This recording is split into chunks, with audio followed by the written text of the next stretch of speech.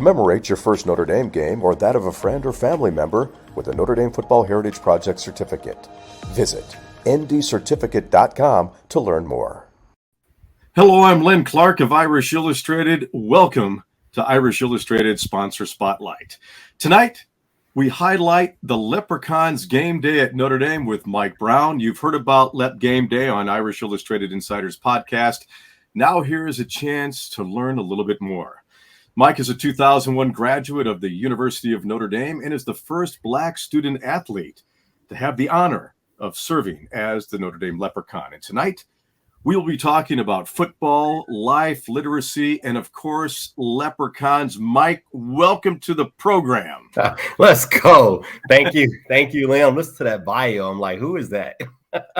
Mike, thank you so much for being a strategic partner with Irish Illustrated.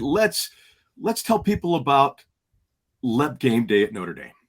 Sure. So first I want to say I've gotten more people tell me they've heard the ad on Irish Illustrated than anything else. So I appreciate that. But the Leprechauns Game Day at Notre Dame is a book. It's a children's book, and it really is a book that captures the magic of a Notre Dame home football Saturday, right? So it goes through the leprechaun's eyes, though, Lan, right? So it goes from the leprechaun waking up in the morning like I did as a leprechaun.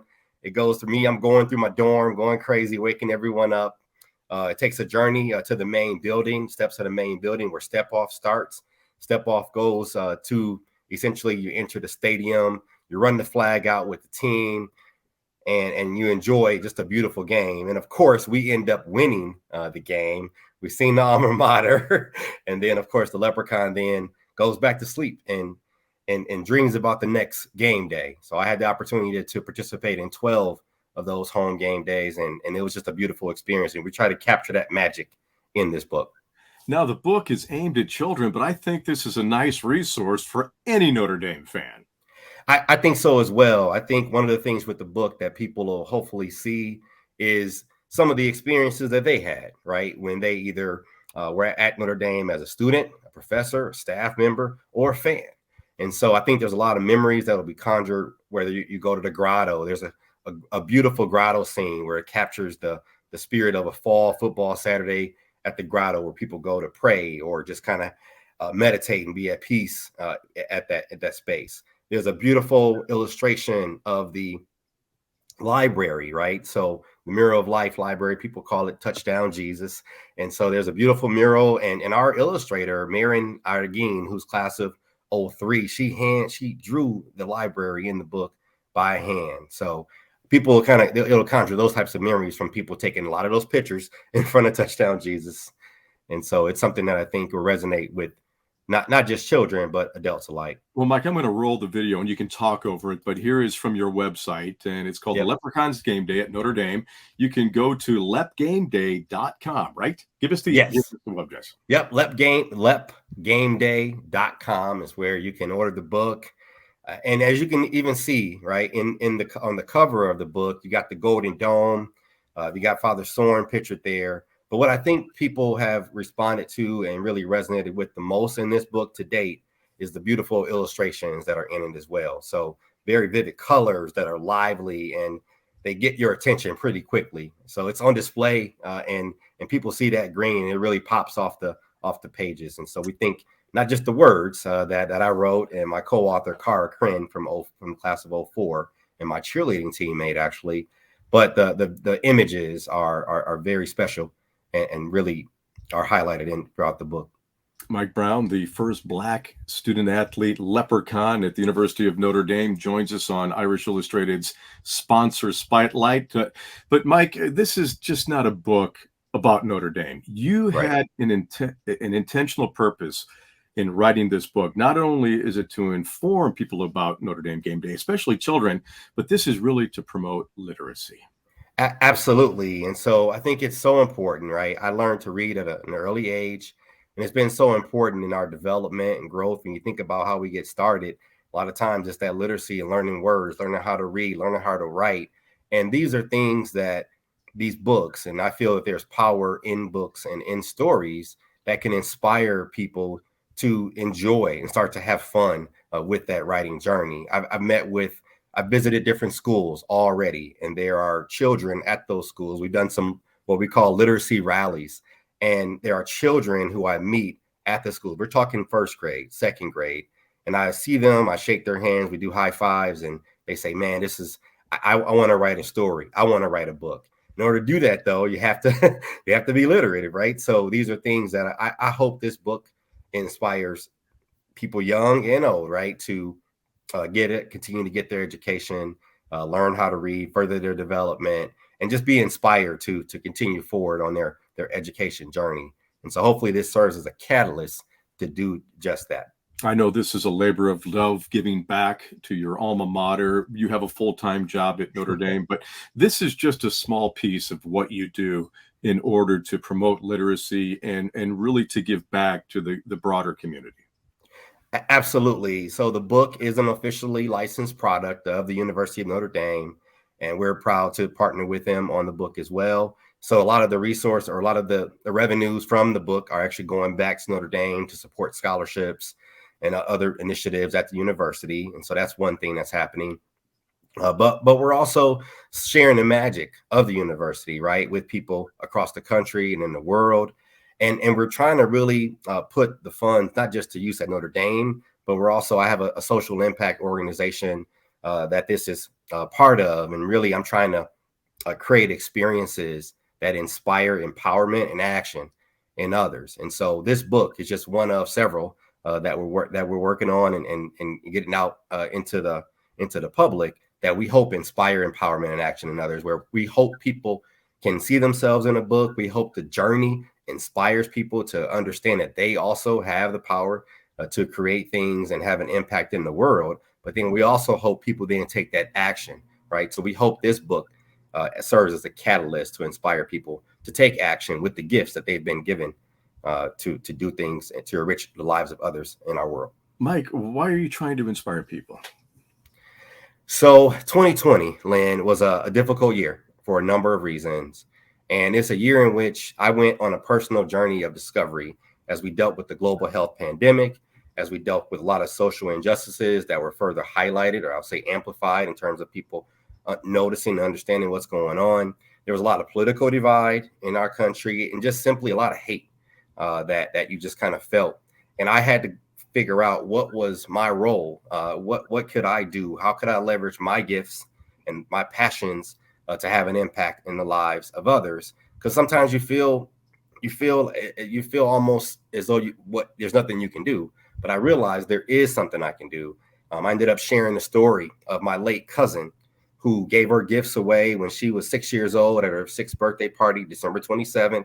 She ended up giving her gifts at her birthday party away to children at her party who didn't get gifts for Christmas. And that's a story that I felt was inspiring. It was a story of love, compassion.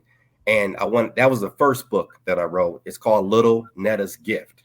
And that was the first book, but it really set the tone for what I'm trying to do. Just try to bring more love, bring more joy, hopefully inspire people to have more compassion toward each other, be more kind toward each other, and have just a lot of love for each other, because it doesn't have to be that way. We don't have to hate each other. We don't have to be upset with each other all the time. We don't always have to agree, but we have to coexist in this world together, whether we like it or not. And so hopefully not just the Leprechaun's Game Day book, but other books that we have in the works will do just that. So that's really that's my purpose here on this earth, Lynn, is to be an invigorating force for good and to leverage my gifts to inspire others and really ultimately also inspire myself, right? So when I talk about things, I'm not just talking to other people and encouraging other people, but I'm also encouraging myself as well to use my gifts the best I could to have a positive impact in the world. A simple message that people should embrace.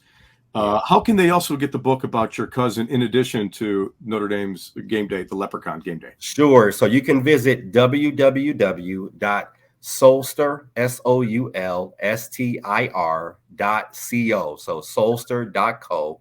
And then you can use the / Little Netta, LITTLE. Netta is NETTA. So Little Netta is her name, my cousin's name.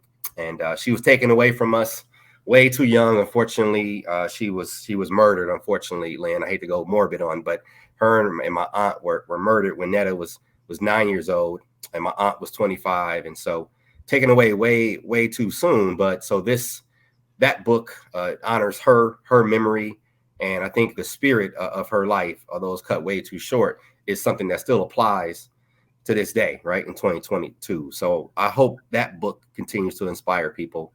And then again, we're hoping that further books and further stories continue to inspire others as well. If you're an educator, if you're in business, if you are a nonprofit, if you are a leader of children, this is a book that you need to get to not only promote literacy, but also to teach some life lessons about something that, a lot of people love, and that's that game day experience. Yeah. So, Mike, let's take it back a couple of years ago when you were a young man, and just tell us about the journey as a leprechaun, and what was the biggest thing that you took away that has not only helped you in your career, but has made you the person that you are today? Sure. So great question. I'm glad you said a couple of years ago. It's a couple of decades ago, right? But I look at it, it feels as though it was a couple of years ago. But a couple of things that stick out, Lynn. One is the fact that it almost didn't happen. Okay. I applied to go abroad, study abroad in the spring of '99. And so I was hoping to be studying in London in the fall of my junior year. So it's during football season. You don't go home. Yeah. It almost happened. Like the study abroad program was growing at the university. I had an interest in going abroad and studying in London. And so I applied to get into that program. But in February of '99, Lynn, you can't make this stuff up. I still have the letter. It's a letter that was laying out the fact that I wasn't accepted into the program. And so that then, based on the seed that was planted back in the fall of '98, my roommates had kind of planted the seed that I should try out for Leprechaun. I was going crazy in the stands and having a good time cheering for the Irish, but not getting into that program. 3 months later, so April of '99 is when I tried out for Leprechaun. And so I tried out really not knowing, not expecting to win, quite honestly. I just wanted to have fun, giving my best shot. And I just figured, I'd never cheered before, never been part of a cheer team. I didn't know the alma mater. I didn't know the fight song. You didn't fight. You went to Notre Dame. You didn't know the fight song of the alma mater. Never knew. A lot of people just kind of do the. You'd be surprised, but didn't know. Before the video board where you can read the words. But, yeah. But a great point, Mike, is that in life, not everything is going to be given to you. Right. And so you have to have faith with the Our Lady above. Absolutely. And just embrace everything, because that was a gift. That was a blessing to you. It was a gift. It was an absolute blessing that I did not get into that London program. I would have been in further debt because I couldn't afford it anyway. And then, I had an unbelievable experience that has put me in rooms, Lynn, that are unimaginable, rooms I never expected to be in. I've met people that I've never even thought that I would ever meet. And it's just created it enhanced my Notre Dame experience, which was already great before I was a Leprechaun. I had been involved in a lot of clubs. I had a lot of friends that I got to know over time. But now my network, my ND network and the ND family just expanded that much more. And so ended up developing new friendships, right, with the cheerleaders, a lot more of the coaches, the athletics administrators, right? It's just my family and my village, as I call it, expanded tenfold. And that's been one of the key things. And now what I'm finding, Lynn, is that 20 years later, there are still people, right, who remember that. And now they're colleagues. Now my cheer teammate, Cara Kren, is my co-author of the book, and she was the editor for Little Netta's Gift. There are people that I've known now for 20-something years, and they've been just a huge part of my journey, not just this Leprechaun journey, and not just my journey in publishing books and writing books, but my whole life. And so that's been one of the most beautiful things, is that network and that family and the extension of my village. And it was fun. I mean, come on. We had a lot of fun. I mean, we didn't have the best seasons my 2 years as Leprechaun. We went 5-7 my first year, and I didn't go to a bowl game. I was like, what's going on? No bowl game. But then we went 9-3 the following year, went to the Fiesta Bowl. I won't talk about the outcome of that Fiesta Bowl, but we went. and it was a lot of fun. So, but it was a fun experience as well. Mike Brown, the first Black Leprechaun student athlete at the University of Notre Dame and author, the book The Leprechaun's Game Day, and Soulstir.co is the website to take a look at a number of the books that can help you and your organization. Really geared at children, but any age group could really benefit from the life's lesson. But Mike, 2 questions before we wrap it up is, what was the biggest highlight of being the Leprechaun and really being the most visible ambassador for the university at that time?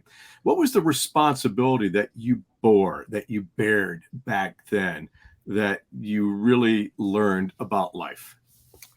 Yeah, so one of the things about being the Leprechaun is that people actually see your face, right? So we're not wearing a head or a typical mascot costume, so people know who you are. So wherever you go, whether it's in the dining hall and classes, people know who you are, and so you're really representing the university, not just when you're wearing the green suit and the green hat, but you're representing the university all the time. And so just being very conscious of that, and just again trying to represent in a great way, not just the university, but even myself, right? I tried to really understand the influence and the visibility of the position, but I still tried to have fun as well, right? So it's a great responsibility, because people know who you are. They know when you're out, they know when you're doing different things, and so you got to just be conscious of that. But it's great. It's great, and so that's probably one of the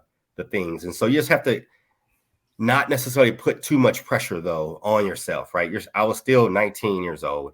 I was developing and learning and growing just as a human being. And so, but the other key thing, Lynn, is that I tried to really stay true to who I was, right? And who I am. I didn't try to act in a way that wasn't true to me, right? So I didn't know the fight song. I didn't know the alma mater. I learned it eventually, right? But some of the things that were happening, there was a lot of traditions that I just didn't understand or know. And so I created new ones. And that's something I've been doing all my life, not just in a cheerleading form, but in football. When I was playing football in high school, different clubs and things that I was involved with, I created a new club when I was at Notre Dame. It was the First Class Steppers. And so keeping some traditions, but also creating something new is something that was part of who I was and who I am. And so I just carried that into the role. And that's what I mean by staying true to who I was and not trying to be another type of leprechaun. I didn't try to be the guy who was in front of me. I tried to bring my own set of gifts to the table. I can't tumble. I had never done any lifts with cheerleaders or anything like that. People say, oh, you were running around and doing backflips and cartwheels. It was all an illusion, because I did none of those things. I just flapped my arms and ran around. And it may have looked like that, but never. Mike, we're going to give you the last word, but once again, we appreciate you being a strategic sponsor at Irish Illustrated. And we want to have fun. When's the last time you were in the leprechaun outfit? And I'll give you the last word by giving us a Go Irish after you tell us the final story. Man, last time I was in a leprechaun outfit. Wow. You know what? We had a leprechaun reunion in 2016. And so there were about 25 leprechauns that came back into town. There's about 61 leprechauns to date that have served in the role. But in 2016, we had a reunion, and about half the people at that time all came back. And about half of them wore the suit, and I was one of them. So we had a good time, though. We were at the pep rally, had a great time. And so, but thank you for that question. But I don't wear the suit anymore because my muscles have grown so big, so I don't do that anymore. But thanks again. Let's give it just the final pitch about the book, how to get it, and then give us a Go Irish. Absolutely. So the book is called The Leprechaun's Game Day at Notre Dame. Captures the magic of a game day experience on a football Saturday at Notre Dame. You can get it at lepgameday.com, LEP, gameday.com, and it's there. It's at the bookstore. It's online. We've got it ready. And thank you for all your partnership and your strategic alignment with what we're doing as well. We appreciate you. And let's go Irish! Go Irish. Beat Clemson. Mike, Let's go. have a great game. Let's go.